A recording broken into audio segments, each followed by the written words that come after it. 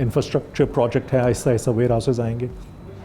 लेकिन जो दूसरा सबसे बड़ा चैलेंज है, क्योंकि ये सिस्टम रेडी है, मार्केट रेडी है, कॉन्ट्रैक्ट्स लिस्टेड हैं, टेक्नोलॉजी रेडी है, सारा कुछ है, अवेयरनेस का सबसे बड़ा चैलेंज है कि हम एक किसान जो लाला मूसा के अंदर बैठ के जद्दी पुश्ती अपनी ज़मीन पे गंदम और चावल की वो करता आ रहा है, ज़राअत का काम करता आ रहा है, उसको हमने इस सिस्टम के बारे में अवेयरनेस कैसे देनी है, वो हम अकेले नहीं कर सकते।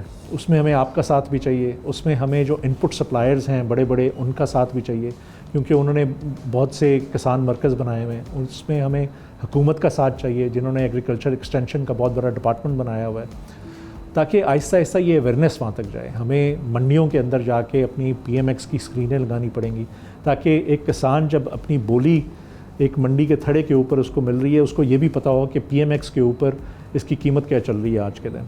तो ये ओवरनाइट नहीं होगा, ये एक साल में भी नहीं होगा, ये एक लॉन्ग टर्म स्ट्रेटिजिक विज़न और प्लान है जिसको 5, 7, 8 साल लगेंगे कम्प्लीटली शिफ्ट होते हुए। कॉन्ट्रैक्ट्स रेडी हैं, कुछ ट्रेल ब्लेजर्स हमारे साथ ऑलरेडी काम करना शुरू कर दी है, चावल की ट्रेड हमारे पास ऑलरेडी शुरू हो गई है, E6 जो काफ़ी एक्सपोर्ट भी हम करते हैं उसकी ट्रेडिंग शुरू हो गई है। आहिस्ता आहिस्ता जैसे जैसे अवेयरनेस बढ़ेगी लोगों को और उनको इस बात का एहसास होगा कि कितना आसान है। लेकिन इस बार सिचुएशन कुछ मुख्तलिफ रही है। जो 2-3 महीने की एक्टिविटी अभी रिसेंटली रही है इस जंग की, लेकिन गोल्ड हमने देखा कि स्टैटिक रहा अपनी पोजीशन पे, कि आपने ऑल टाइम हाई पर पहुंच गया, वहाँ से रिवर्स हुआ, यानी हालात जंग की तरफ थे, जंग में शिद्दत आई, गोल्ड की प्राइस अप नहीं हुई, सीज़ फायर हो गया, गोल्ड की प्राइस वहीं मौजूद है। तो ये इसकी भी कोई वजह मौजूद है? हम देखते हैं, एक तो ये है कि गोल्ड हिस्टोरिकली रिसेंटली बहुत प्राइस में उसका चढ़ी है, उसकी सिल्वर की भी प्राइस बहुत आई है।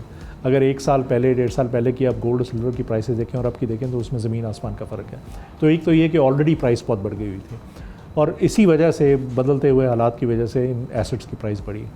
ये जो अभी ये ईरान की वॉर वगैरह है, उसमें हम देखते थे जिस दिन बयान ऐसा आता था कि सुलह होने वाली है तो वो कीमत नीचे आना शुरू हो जाती थी। जिस दिन ऐसा बयान आ जाता था कि दोबारा से जंग छिड़ने वाली है, कीमत ऊपर चढ़ना शुरू हो जाती थी। तो वॉलेटिलिटी अभी भी है कीमत के अंदर, लेकिन वो जिस तरीके से सिल्वर के अंदर फॉर एग्जांपल $30 से शुरू होकर $120 तक 1 साल के अंदर जो उसने सफ़र किया, उस तरह की मूवमेंट ज़ाहिर है हम अभी नहीं देख रहे, क्योंकि वो ऑलरेडी इसमें इनकॉर्पोरेट हो चुकी हैं।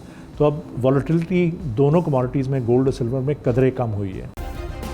सब्सक्राइब करें और बेल दबाएं ताकि कोई खबर रह न जाए।